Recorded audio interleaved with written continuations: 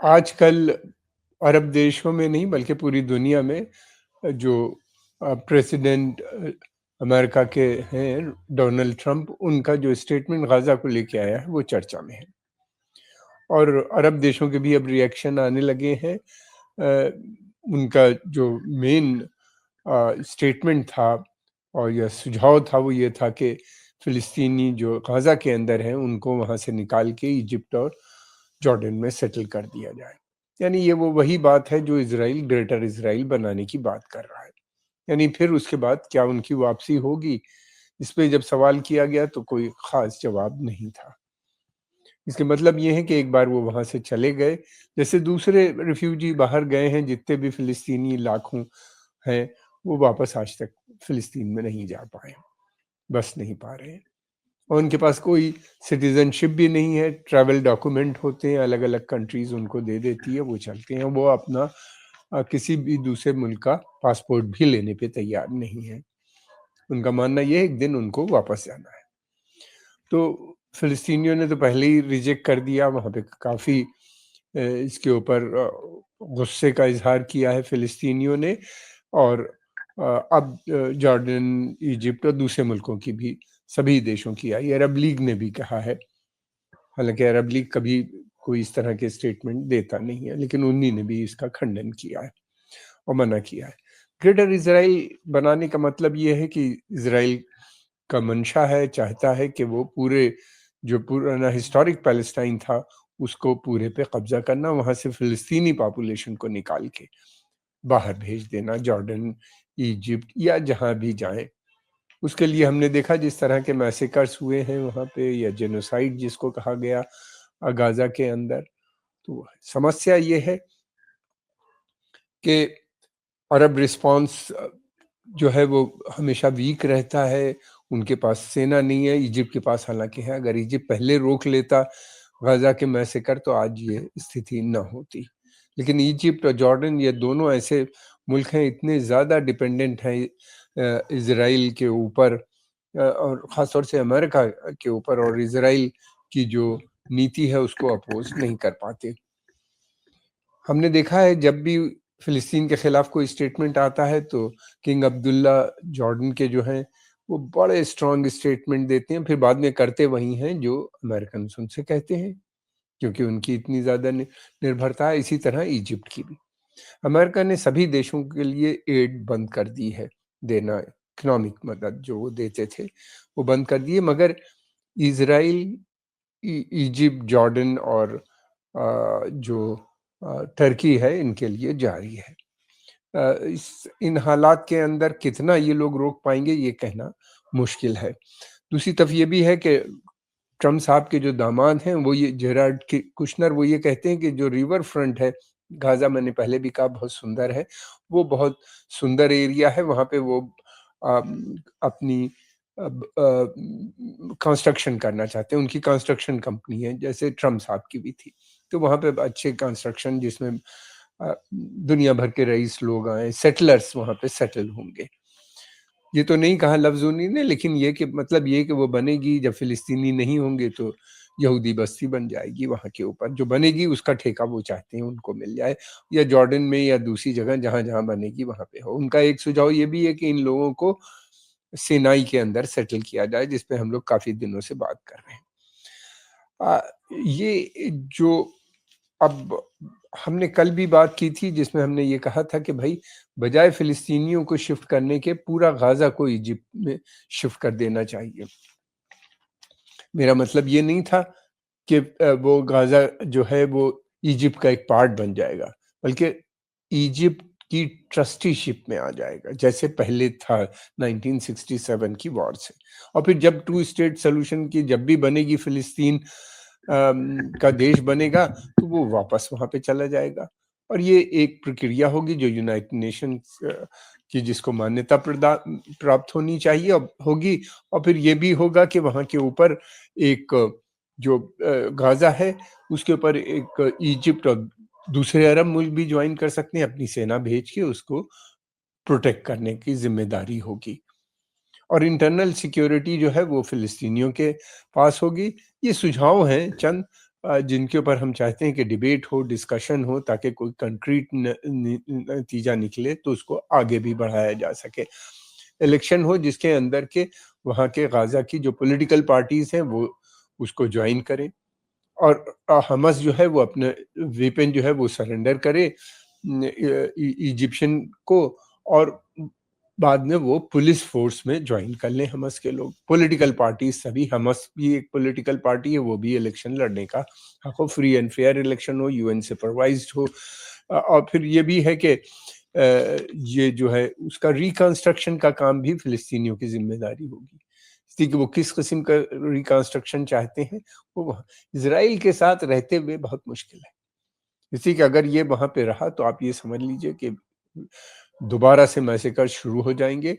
Israel को कोई संकोच नहीं होगा इन लोगों को वहाँ से निकालने में, और उसके लिए किसी भी हद तक वो जा सकता है, ताकि जिस तरह से हमने देखा। फिर दूसरी बात ये भी है कि बहुत सोची समझी पॉलिसी के तहत उन्होंने सिस्टमेटिकली पूरा गाजा को बर्बाद कर दिया है, जिसके अंदर इतना मलबा है कि ये कहा जा रहा है कि अगर उसको हटा के वहाँ पे बिल्डिंगें बनेंगी तो 15-16 साल, और दूसरी रिपोर्ट ये कहती है कि 22 साल 21 साल भी लग सकते हैं।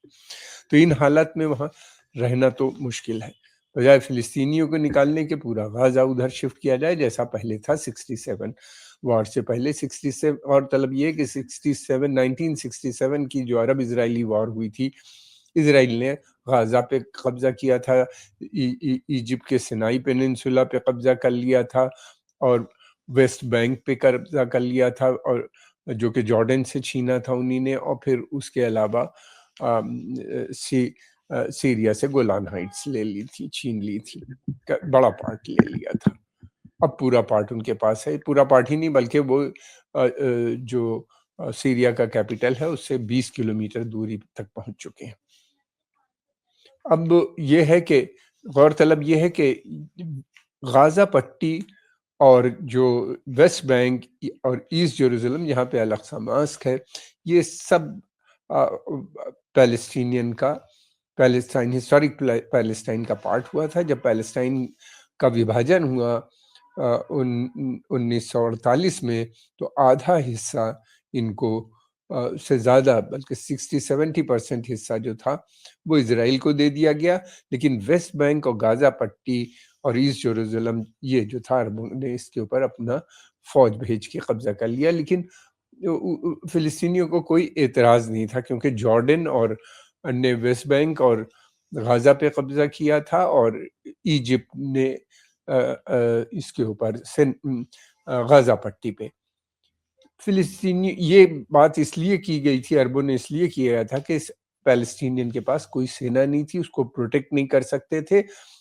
इनके पास आ जाने से हुआ ये कि इजराइल उस समय नहीं कब्जा कर पाया, वरना इजराइल धीरे धीरे वेस्ट जेरूसलम उसने कब्जा कर ही लिया था, और वो था कि पूरा कर लेगा, फिलिस्तीनियों को वहां से निकाल देगा। जो काम अब कर रहे हैं वो उसी समय करने का था। लेकिन 67 की वार में दोबारा से उन्हीं ने पूरे फिलिस्तीन पे, हिस्टोरिक फिलिस्तीन पे उनका कब्जा हो गया। अब ये देखना है कि किस तरीके से क्या होगा, इसी की पूरी तैयारी है।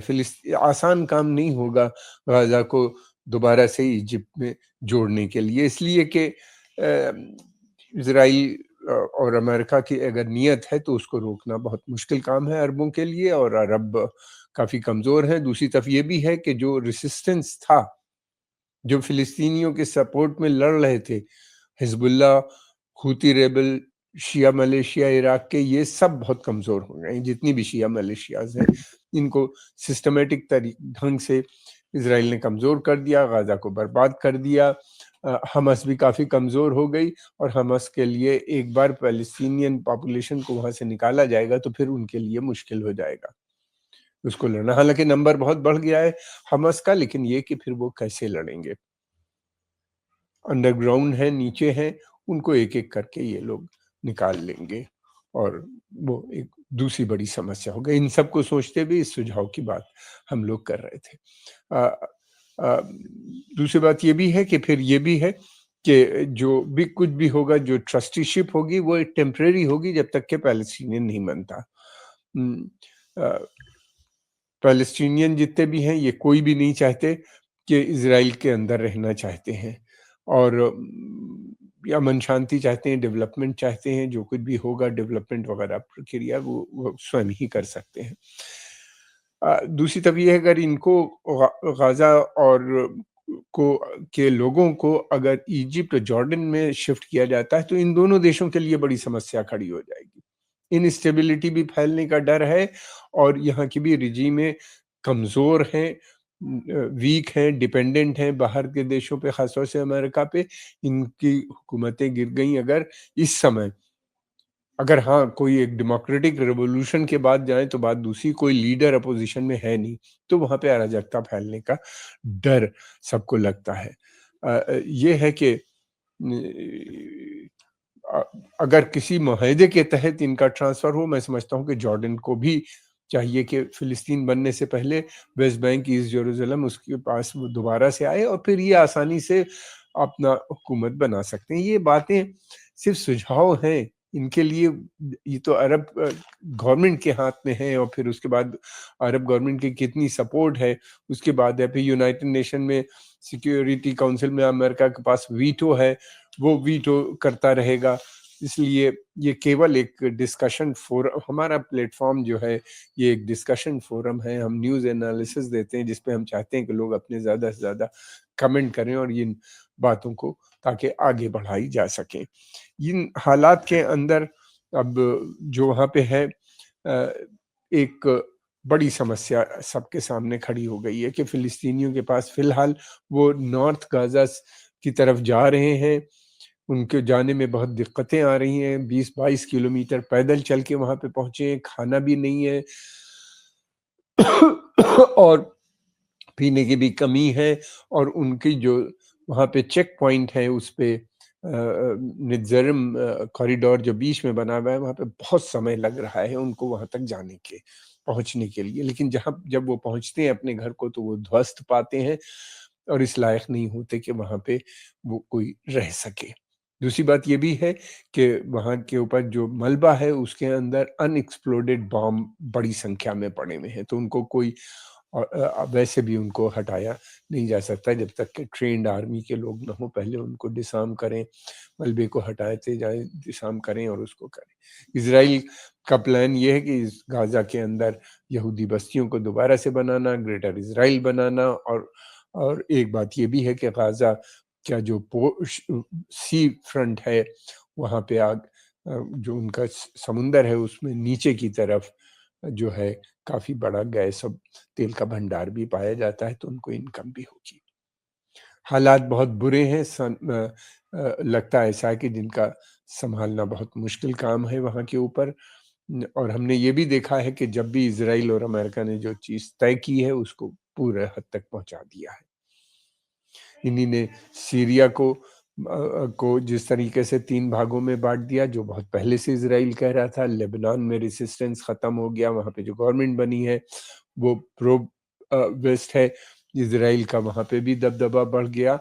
अब जो है इज़राइल चाहता है कि न केवल गाज़ा के ऊपर कब्ज़ा करना बल्कि उनका प्लान जो है वो सिनाई का भी कहते हैं एक पार्ट होना चाहिए और उन्हीं ने नया नक्शा भी छाप दिया है जिसके अंदर बिब्लिकल मैप जिसको वो कहते हैं जो उनका हिस्टोरिक इज़राइल था किसी समय में किंग डेविड या जिसके भी पीरियड में वो मानते होंगे और भी दूसरे उनके बादशाह थे, उसके अंदर वो कहते हैं वो भी है। जो उसकी भी बात की जा रही है। एक स्टेटमेंट ये भी आया था ज़ायनिस्ट ऑर्गेनाइज़ेशन की तरफ से कि जो जो लेबनान है, पूरा लेबनान जो है ये पार्ट है हिस्टोरिक इज़राइली एम्पायर का जो थी किसी ज़माने में बिब्लिकल लैंड है वो भी। तो इस तरीके से कोई हद नहीं है उनके एक्सपेंशन की और ये है कि रोकने के लिए भी कोई उनको फ़िलहाल तैयार नज़र नहीं आता। हालाँकि ये बड़ा मुश्किल प्लान है। हाँ, सिनाई पे उनकी नज़र है, वो ये कहते हैं कि वहाँ के ऊपर और ये भी कहने लगे जब इज़राइल को मना कर दिया इजिप्ट ने कि वो सिनाई में फ़िलिस्तीनियों के लिए एक नया शहर बनाएगी, तो अब वो ये भी कहने लगे हैं कि उनको थ्रेट जो है इजिप्शियन आर्मी से भी नज़र आ रहा है और उनको थ्रेट जो है जॉर्डन से भी नज़र आ रहा है, जिन्हीं ने हमेशा इज़राइल का साथ दिया। बनाने में भी जॉर्डन ने, कि जो उस समय किंग अब्दुल्ला द फर्स्ट थे, उनका बहुत बड़ा रोल था इसराइल के गठन में। ये बादशाह हुआ करते थे हिजाज के, जहाँ पे मक्का और मदीना है, वहाँ से अंग्रेज इनको लेके आए थे यहाँ के ऊपर, और हिजाज को हवाले कर दिया गया था हाउस ऑफ सऊद को, सऊदियों को, जो कि नजदी थी, नजद से ये पावर बेस था, और वहाँ के ऊपर उनसे एक अलायंस भी बाद में हुआ था, और इन्हीं ने आने के बाद वो किया जो अंग्रेज उस समय चाहते थे। हिस्ट्री बहुत चिकर्ड है, और मतलब इतना ज़्यादा यहाँ पे मैसेकर्स हुए हैं जिसकी कोई इंतहा नहीं, और वो ख़त्म होने का नाम भी नहीं लेते। फ़िलिस्तीनी अभी भी लड़ने के लिए तैयार हैं और हर तरीके से सक्षम हैं। हम आपके आभारी हैं, आपने समय निकाल के इसको देखा। अगर आपको पसंद आए तो इसको लाइक कीजिए, सब्सक्राइब कीजिए और इसको आगे भी बढ़ाइए। आपका बहुत-बहुत धन्यवाद। हम उम्मीद करते हैं, आशा करते हैं कि ज़रा-सा अच्छे कमेंट आएँ, सुझाव आएँ, तो बहुत मदद मिलेगी इसको आगे बढ़ाने में, सुझावों को। और कुछ नए सुझाव भी आएँ तो और अच्छा होगा। आपका बहुत-बहुत धन्यवाद।